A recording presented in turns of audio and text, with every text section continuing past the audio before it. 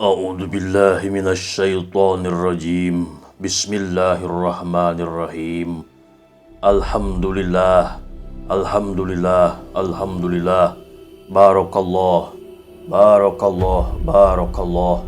Salamun qawlan mir rabbir rahim. Ya Allah, ya Rabb, ya Rahman, ya Rahim, ya Hayyu, ya Qayyum, ya Zal Jalali wal Ikram. Hasbunallah wa ni'mal wakil, ni'mal maula wa ni'man nasir. La haula wa la quwwata illa billahil aliyyil azim. Rabbi syrah li sadri wa yassir li amri wahlul 'uqdatam min lisani yafqahu qawli. Allahumma shalli ala sayyidina Muhammad wa ala ali sayyidina Muhammad Rasulullah sallallahu alaihi wasallam. Assalamualaikum warahmatullahi wabarakatuh. Sampurasun. Kembali lagi dengan Ahmad Rodian Channel, yang kali ini akan menceritakan kembali sebuah sejarah asal-usul jejak para leluhur Sumedang yang pernah saya dengar dan saya telusuri. Sebagian dari para tokoh di Sumedang, Jawa Barat, salah satunya dari keterangan saudara W.D. Darmawan Wangsa Kusuma, atau yang sering akrab dipanggil dengan nama Aki Wangsa. Beliau adalah seorang budayawan Sumedang dari pemangku adat Tembong Agung, Yayasan Kiai Demang Cipaku Dharma Raja, Sumedang. Beliau menceritakan dan menulis sebuah buku tentang kebudayaan masyarakat Sumedang atau kearifan lokal Sumedang. Salah satunya yaitu tentang asal-usul sejarah adat tradisi, hajat, keriaan, sunat atau khitan di Tatar Sunda atau Pasundan, Jawa Barat, yang erat kaitannya dengan penyebaran agama Islam oleh Prabu Kian Santang, anak dari Prabu Siliwangi dan Ibu Ratu Subang Larang. Sebelum lebih jauh menerangkan terkait adat, tradisi, hajat, keriaan, sunat atau khitan yang dilakukan oleh Prabu Kian Santang, jangan lupa like, komen, dan share, serta subscribe dan tonton, simak sampai selesai.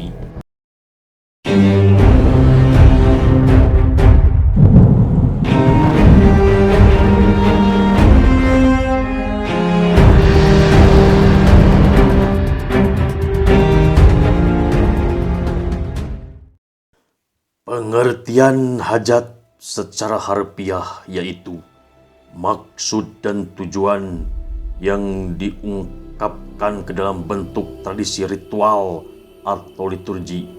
Esensinya memuji dan memohon ke Tuhan yang Maha Kuasa, Allah Subhanahu wa Ta'ala. Keriaan identik dengan ngaria-ria atau meramaikan anak yang hendak dihitan atau disunat. Anak laki-laki yang disunat pada umumnya sekitar usia 5-7 tahun. Prakteknya pengerataan bagian ujung kulit penutup kemaluan anak laki-laki yang dilakukan oleh paraji sunat atau ahli sunat. Sunatan bagi masyarakat Sumedang merupakan upacara yang bersifat sakral sebagaimana digambarkan dalam rangkaian upacara. Maka sunatan dipandang sebagai upacara inisiasi sebagai simbolnya titik menuju dewasa. Sunatan telah dikenal oleh masyarakat sejak lama. Cerita Parahyangan menjelaskan bahwa sunatan merupakan perbuatan tradisi asli orang Sunda atau Jati Sunda. Salah seorang raja Sunda bernama Prabu Ratu Dewata memberitakan disunat, maka ketanana artinya disunat kepada ahlinya. Tujuan disunat agar bersih, suci dari segala kotoran. Ada yang berpendapat bahwa asal-usul sunatan erat kaitannya dengan kisah Gagak Lumayung Kian Santang dalam perjalanan syiar Islam, pembersihan ujung kulit kemaluan anak laki-laki sebagai tanda anak muslim. Karena membersihkan ujung kulit kemaluan itu merupakan sunat wajib bagi umat Islam.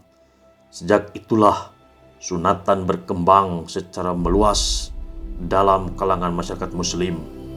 Masyarakat pada umumnya melaksanakan hajat, sunatan atau karyaan dahulu diria-ria atau dihibur oleh kesenian tradisional. Paling menonjol adalah kesenian kuda renggong. Esok harinya baru disunat. Ria-ria atau memeriahkan anak sunatan pada hakikatnya sebagai perwujudan kasih sayang orang tua kepada anaknya dengan harapan menjadi anak yang soleh dan berbakti kepada orang tuanya, masyarakat, bangsa, dan agamanya. Karena anak sebagai tunas bangsa menerus perjuangan orang tuanya. Menurut tokoh masyarakat, bahwa karyaan sunatan adalah sebutan acara sunatan anak laki-laki khitan atau diislamkan karena merupakan sunnah wajib bagi umat muslim. Karyaan berasal dari kata ngaria-ria, ngabungahkeun budak nurek disunatan, artinya membahagiakan anak yang hendak dihitan. Ria-ria bukanlah ujub takabur nemongkeun kaduniaan, tetapi ria-ria maksudnya dihibur oleh seni kuda renggong atau kesenian lainnya seperti tayuban, terbang, gilimingan, ipong dangdut, wayang golek, calung, organ tunggal, dan lain-lain. Tapi bagi orang yang mampu, masyarakat Kampung Sumedang mengkaitkan upacara karyaan dengan kebiasaan dari sejak leluhurnya menganut agama Islam. Sering dikaitkan dengan kisah Prabu Kian Santang, sebagaimana diketahui oleh masyarakat Tatar Sunda. Oleh sebagian banyak masyarakat, Kian Santang disebut Sunan Rahmat, makamnya di Godog, Garut. Prabu Siliwangi Sri Baduga Maharaja menikah dengan Nyi Subang Larang, putri angkat Syekh Kuro yang bermukim di Karawang, mempunyai putra Walang Sungsang, Laras Santang, dan Jaya Sengara atau Prabu Kian Santang. Walang Sungsang dan Laras Santang pergi ke Timur Tengah atau negeri Mekah. Laras Santang tidak kembali ke Pulau Jawa, menikah dengan Raja Mesir bergelar Saripah Mudai. Walang Sungsang mendirikan keraton kesepuhan sebagai pusat penyebaran agama Islam. Kian Santang menguasai ilmu kesaktian, menjajal ilmunya, menaklukkan jawara-jawara di setiap pelosok kota dan desa. Suatu ketika, Kian Santang diberi nasihat oleh ibunya bahwa yang maha sakti hanyalah Allah Subhanahu wa Ta'ala. Prabu Kian Santang ingin mengetahui Allah, harus mengetahui darahmu sendiri. Tersiratlah di benak pikirannya untuk mengetahui darahnya sendiri dengan menjajal kesaktiannya di negeri Mekah, karena jawara-jawara di Tatar Sunda takluk padanya, sehingga muncullah kata-kata Prabu Kian Santang yang sampai saat ini terkenal. Kata-katanya yaitu nguriling neangan tanding, hanya celang neangan lawan, hayang nyaho digetih sorangan, yang artinya berkeliling mencari tandingan, melanglang buana mencari lawan, ingin tahu darah sendiri. Karena memang Prabu Kian Santang sakti mandragunya mempunyai kekebalan tubuh. Dari kecil Prabu Kian Santang tidak pernah luka dan tidak tahu darahnya sendiri. Singkat cerita, dikisahkan di negeri Mekah, Kian Santang bertemu dengan Syekh Ali. Ia mengatakan sedang mencari seorang syekh atau atas perintah ibunya dan kakek angkatnya. Syekh yang dicarinya menjawab, Syekh yang sedang dicari tidak ada tempatnya. Kemudian mengantarnya ke tempat kediaman yang dimaksud oleh Kian Santang.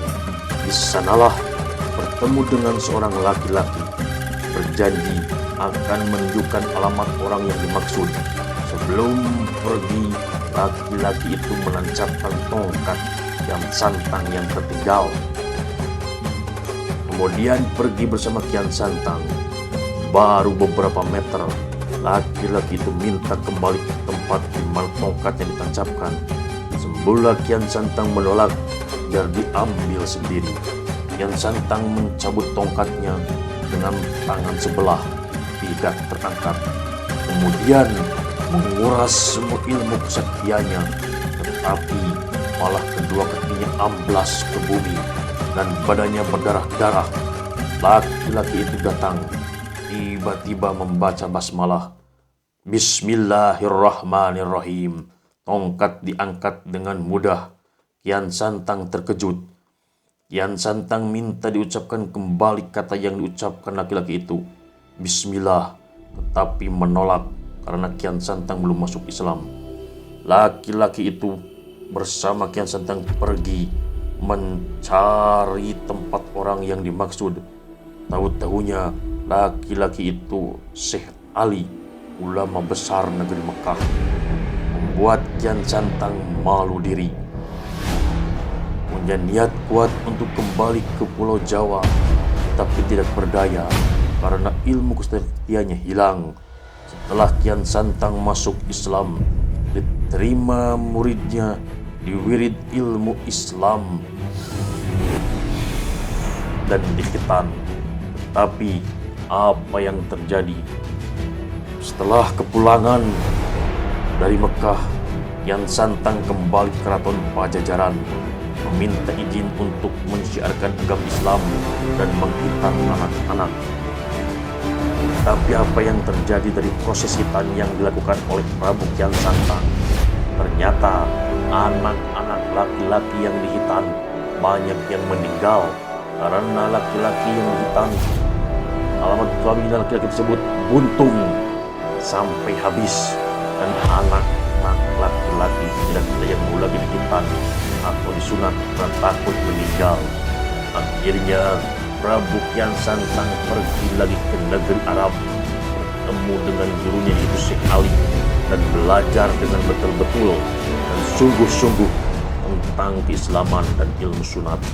Selesai dari belajar menuntut ilmunya, pulang lagi ke tanah Pasundan dan menyebarkan lagi agama Islam, serta kembali lagi menghitan atau menyunat anak-anak laki-laki yang kali ini dilakukannya dengan benar dan tidak ada lagi yang meninggal gara-gara disunat oleh Prabu Kian Santang. Serta agar anak-anak mau disunat, Prabu Kian Santang menghiburnya dengan kesenian-kesenian hiburan yang ada pada masa itu, seperti kuda renggong dan lain sebagainya. Mungkin kalau sekarang jaipong dangdut atau organ tunggal, dan disebutlah sampai sekarang di Jawa Barat yaitu karyaan. Hajat karyaan pada hakikatnya merupakan salah satu bentuk ungkapan kasih sayang orang tua kepada anak-anaknya. Maksud tujuan karyaan yaitu penentuan tujuan hajat karyaan hanya sekedar melaksanakan adat tradisi warisan leluhur, serta sebagai pencerminan kasih sayang orang tua kepada anak karena sudah cukup umur disunat atau diislamkan dengan harapan menjadi anak yang soleh. Selain itu, bertujuan mensyukuri nikmat sehat, nikmat rezeki dari Allah Subhanahu wa Ta'ala, melestarikan tradisi budaya Sunda, meratakan tali marga silaturahmi dengan sama keluarga, memohon petunjuk pada Allah Subhanahu wa Ta'ala. Baiklah pemirsa, sampai di sini dulu keterangan terkait asal-usul sejarah tentang adat tradisi hajat karyaan sunat atau khitan yang dilakukan oleh Prabu Kian Santang. Nanti akan disambung lagi pada episode berikutnya yang berjudul tahapan upacara karyaan. Mudah-mudahan bermanfaat, menambah informasi dan menghibur, serta diharapkan konten ini bukan hanya sebagai alat untuk bernostalgia atau sekedar untuk glorifikasi masa lalu, tapi dapat menjadi sarana informasi yang penting bagi warga Jawa Barat, Sumedang khususnya, dan masyarakat Indonesia umumnya tentang apa dan bagaimana perjalanan orang Jawa Barat dari masa ke masa. Dengan menyimak konten ini, diharapkan warga Jawa Barat Sumedang khususnya dapat mengenali identitas dirinya, sekaligus dapat mengambil hikmah dan manfaat dari nilai-nilai masa lalu yang positif untuk dijadikan pedoman pada masa sekarang dan masa yang akan datang. Dengan mempelajari sejarah Tatar Sunda, maka generasi penerus diharapkan tidak pada menobor tentang pendahulunya. Bangsa yang hebat adalah bangsa yang menghormati jasa para pahlawannya, leluhurnya, atau sejarahnya. Tidak akan ada masa kini kalau tidak ada masa lalu. Wassalamualaikum warahmatullahi wabarakatuh. Sampurasun.